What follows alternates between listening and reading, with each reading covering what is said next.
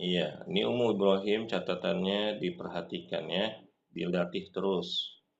Kalau dulu, ibu-ibu, saya talaki sama Syekh Muhammad, beliau asal Yaman, bersurat Al-Fatihah aja 3 bulan ya, ibu. Sampai ada teman saya Ustadz juga, udah MA gelarnya, akhirnya berhenti, nggak lanjut. Ini apa namanya, faedahnya untuk meraih kefasihan surat Al-Fatihah itu butuh kesungguhan. Jadi ibu-ibu diusahakan Al-Fatihahnya bagus, baca Al-Fatihahnya bener. Kalau udah bener ajarin anak-anak. Ya, ibu-ibu anak-anak yang masih punya anak-anak yang belum balik itu kesempatan. Jangan sampai surat Al-Fatihahnya gurunya yang ngajarin di sekolah, di TPA. Wah, pahalanya tuh luar biasa. Saya aja sampai ngajarin anak itu sampai benar-benar fasih surat Al-Fatihah. Tujuannya apa?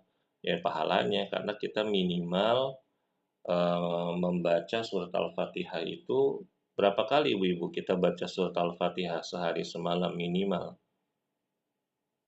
Ada yang pernah ngitung nggak?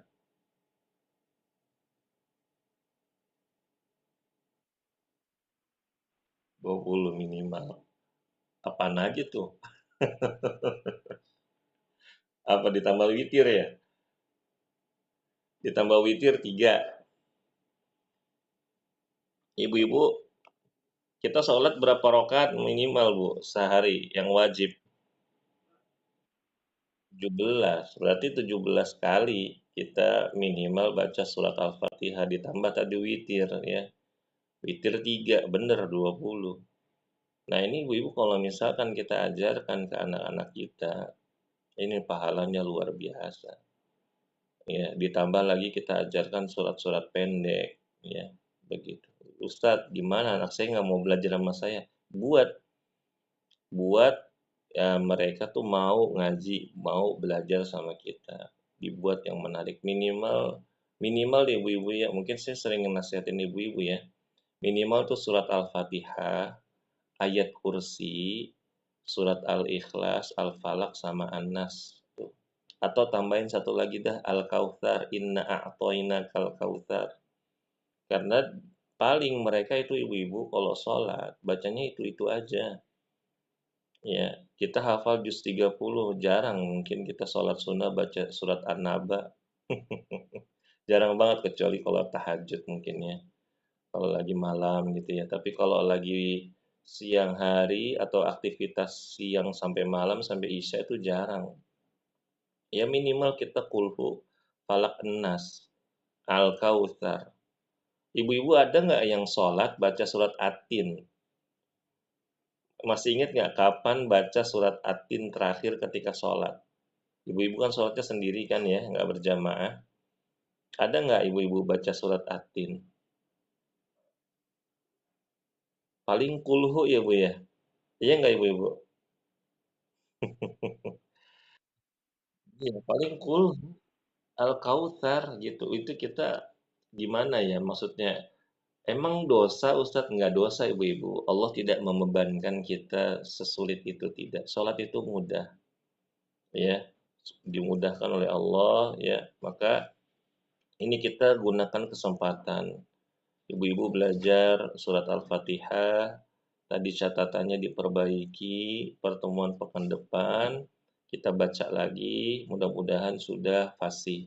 Nanti kalau udah fasih, saya titip pesan ke ibu-ibu, ajarin anak-anak.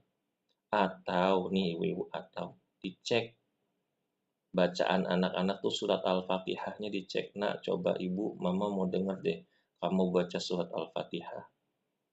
Oh, pasti Umi paling begitu awal-awal gitu. Enggak apa-apa. Umi mau denger aja gitu. Karena kan surat Al-Fatihah itu kan eh, penting untuk sholat. Kalau kamu bacaan Al-Fatihahnya nggak bener, kamu sholatnya nggak sah loh. Coba baca sekali aja. Ya, ya paling baca awal-awal nih ibu-ibu ya. Bismillahirrahmanirrahim. Alhamdulillahirrahmanirrahim. Ar-Rahmanirrahim. Maliki yaumiddin. Paling bacanya begitu. Dia awal-awal malu, tapi terus aja. Terus dibujuk. Ya, begitu. Tapi Ustadz itu kan tugasnya Bapak. Ini kan rebutan ibu-ibu. rebutan pahala ya. Kalau bapak-bapaknya atau suami-suami ibu di rumah belajar surat Al-Fatihah, alhamdulillah. Kalau enggak bagaimana?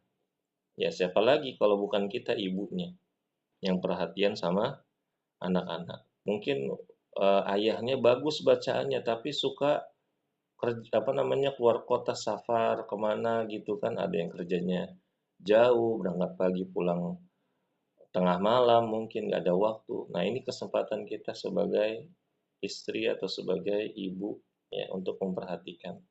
Atau kalau perlu ibu-ibu dicek bacaan sholatnya. Jangan sampai ada kasus ya, ada anak udah balik baca subhana rabbiyal azimi wa bihamdi aja masih salah. Bacanya subhana rabbiyal azimi wa bihamdi, subhanallah. Itu gimana? Iya, gitu. Ibu-ibu pernah kepikiran nggak ngecek bacaan sholat anak-anak gitu untuk sampai saat ini? Atau beberapa kali ya? Alhamdulillah berarti ibu-ibu sangat sayang sama anak-anak, perhatian.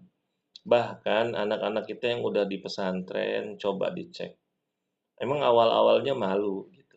Tapi ibu-ibu disiasati dengan hadiah gitu, dengan reward gitu, dengan penghargaan. Jadi biar mereka tuh mau. Anak saya ibu-ibu walaupun udah pesantren, kalau misalkan lagi berdua sama saya nih, saya suruh baca surat apa bacaan sholat. Walaupun udah kelas 3 mau SMA sekarang, kalau lagi liburan masih saya cek bacaan sholatnya. Karena khawatir bacaannya salah. Iya, begitu. Dan ini sholat sangat penting. Kalau sholat bacaannya nggak benar, Al-Fatihahnya nggak benar, bacaan yang rukun-rukunnya nggak benar, aduh, ya kasihan ibu-ibu anak-anak kita. Itu aset kita di dunia dan akhirat. Jangan kalah sama anak ibu-ibu. Ya harus harus dicek. Ini saja mungkin ibu-ibu untuk hari ini. Insya Allah nanti saya akan kirimkan rekaman. Tapi mungkin format karena rekaman zaman dulu ya ibu-ibu ya. Jadi mungkin videonya kurang bagus, tapi bisa diambil faedahnya insya Allah. Dan itu bukan dari YouTube, tapi dari Google Drive. Ya, nanti saya kirimkan dari isti'adzah sampai ayat yang terakhir. Ibu-ibu bisa gunakan untuk murojaah. Pekan depan itu kita akan baca lagi surat Al-Fatihah sekali lagi. Mudah-mudahan kesalahan yang tadi yang sudah saya berikan tanda-tanda, ibu-ibu sudah perbaiki ya. Sampai di sini ibu-ibu ada pertanyaan?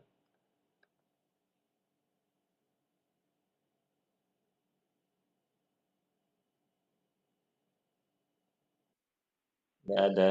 Saya kira ibu-ibu mau nanya, Ustadz, kalau misalkan kita makmum sama suami, tapi suami kita bacaan Qur'annya hancur amburadul gimana? Enggak ya, enggak ada ya, tapi ibu-ibu ya. Mudah-mudahan suami-suami ibu bacaan Qur'annya bagus-bagus. Soalnya ada kasus seperti itu. Kemarin pandemi ibu-ibu, waktu pandemi sholat taraweh, sholat idul fitri, sholat ya pokoknya yang berjamaah ya. Ada murid saya curhat, Ustadz, ternyata selama ini suami saya bacaan Al-Fatihahnya kacau. Gimana ya? Saya bilang, suruh nggak belajar ngaji, Bu. Ya udah deh pelan-pelan. Ya alhamdulillah akhirnya suaminya mau belajar ngaji. Nah, itu fungsinya kita ibu-ibu dalam berumah tangga sebagai istri itu sebagai penasehat. Suaminya dinasehati yang baik-baik ya. Diajak kepada kebaikan. Jangan sibuk ngurusin dunia terus.